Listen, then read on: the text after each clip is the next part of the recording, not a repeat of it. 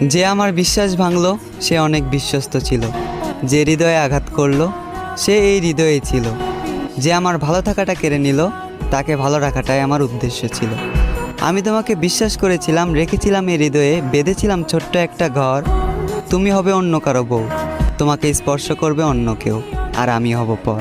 আমি ছিলাম না স্বার্থপর, আমি ভালোবেসেছি তোমাকে বিনা স্বার্থে। তুমি ছিলে আমার গভীর রাতের প্রতিটা মোনাজাতে। আমি প্রতিশোধ নেব না, কারণ তুমি আমার শত্রু ছিলে না। আমি দেব না অভিশাপ, করব না অভিশাপে অভিশপ্ত। মন থেকে ভালোবেসেছি, তাই মেনে নিয়েছি। এতটুকু দুঃখ আমার প্রাপ্য।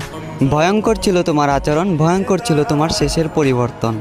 তুমি আমাকে নিয়ে খেলা করেছ, আর আমার ভালোবাসাটা ছিল তোমার কাছে পুতুল খেলার মতন।